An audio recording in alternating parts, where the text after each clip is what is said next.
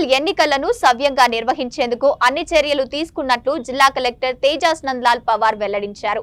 Municipal ఎన్నికలపై గురువారం తన ఛాంబర్లో ఏర్పాటు చేసిన మీడియా ప్రతినిధుల సమావేశంలో ఆయన మాట్లాడుతూ రాష్ట్ర ఎన్నికల సంఘం ఆదేశాల మేరకు నామినేషన్లను స్వీకరిస్తున్నామని, అన్ని మున్సిపల్ కేంద్రాలలో నామినేషన్ కేంద్రాలు ఏర్పాటు చేశామని చెప్పారు.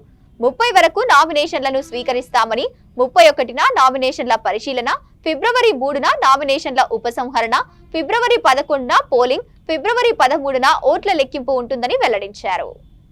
అందరికీ నమస్కారం. నిన్న state election commission second ordinary election for municipalities and municipal corporation సంబంధించి షెడ్యూల్ విడుదల చేయడం జరిగింది.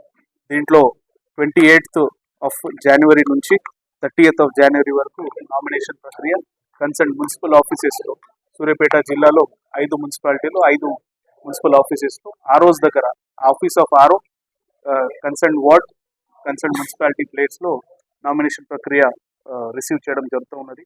అదేవిధంగా వీటికి సంబంధించి ఇంపార్టెంట్ డేట్స్ మీ ద్వారా అందరికి తెలియజేయాలనుకుంటున్నాం.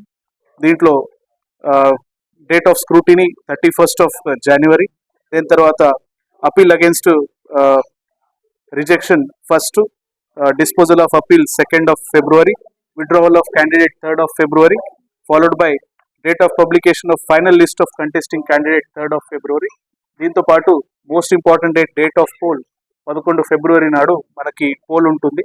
కౌంటింగ్ మనకి 13 Februaryలో ఉంటుంది. సూర్యాపేట జిల్లా సంబంధించి కౌంటింగ్ సెంటర్ మనకి ఎస్వి ఇంజనీరింగ్ కాలేజ్లో ఏర్పాటు చేయడం జరుగుతుంది. ఈ విధంగా ప్రత్యేకంగా మీ ద్వారా అన్ని పొలిటికల్ పార్టీస్కి, అన్ని క్యాండిడేట్స్కి, అదేవిధంగా ప్రజలందరికీ మోడల్ కోడ్ ఆఫ్ కండక్ట్ అమల్లో రావడం జరిగింది. వాటికి సంబంధించిన నిబంధనలు అందరూ పాటించాలని కోరుతూ ఉన్నాం. అదేవిధంగా మనకి ప్రొహిబిటరీ ఆర్డర్స్ 163 BNSS ఆర్డర్స్ కూడా జారీ చేయడం జరిగింది. సో అన్ఆథరైజ్డ్ గ్యాదరింగ్ కూడా పర్మిటెడ్ కాదు. సో ఎప్పుడైతే ఈ మోడల్ కోడ్ ఆఫ్ వర్తిస్తుందో అది ఆ గైడ్ లైన్స్ ఖచ్చితంగా పాటించాలని కోరుతూ ఉన్నాం. దీంట్లో ప్రత్యేకంగా ఈ model code of conduct municipal పరిధిలోని మాత్రమే వర్తిస్తుంది అని మీకు ప్రత్యేకంగా తెలియజేస్తూ ఉన్నాం.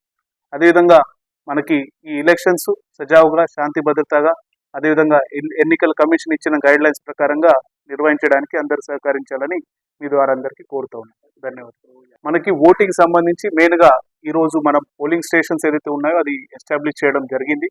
సో ఆ నిర్ధారిత ప్లేస్లో పోలింగ్ డే రోజు వాళ్ళు అన్ని ఏర్పాట్లు చేసుకుంటారు. ఆ రోజు మనం డిస్పాచ్ సెంటర్ నుంచి, డిస్ట్రిబ్యూషన్ సెంటర్ నుంచి వాళ్ళు వెళ్తారు. అదేవిధంగా అవేర్నెస్ సంబంధించి యాక్టివిటీ మనం చూసుకుంటే వాళ్ళకి కన్సర్న్ మున్సిపాలిటీస్లో ఆల్రెడీ సాధారణంగా లోకల్ బాడీ ఎలక్షన్స్ అంటే చాలా యాక్టివ్గా ప్రజలకి దీని గురించి అవగాహన ఉంటుంది.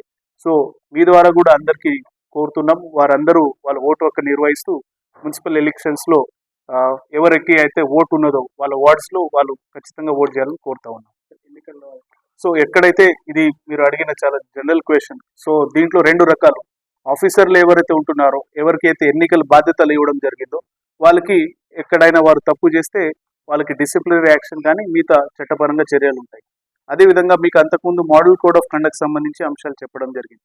Model code of conduct follow చేసే క్రమంలో ఎక్కడైతే మనకి క్యాష్ ఎక్కువ క్యారీ చేయడం కావచ్చు, లేదంటే డిస్ట్రిబ్యూషన్ ఆఫ్ ఎనీ ఫ్రీబీస్ కావచ్చు, లిక్కర్ కావచ్చు, అట్లాంటివి కనిపిస్తే వాటి మీద కన్సర్న్ ఎలక్షన్ కోడ్ ఏదైతే వయోలేట్ చేస్తున్నారో వాటికి సంబంధించి ఐపీసీ కింద ఉన్న ప్రొవిజన్స్ కావచ్చు, మిగతా వయోలేషన్స్ కింద ఉన్న చట్టపరంగా చర్యల మీద వాళ్ళకి క్రిమినల్ యాక్షన్ కూడా ఉంటుంది.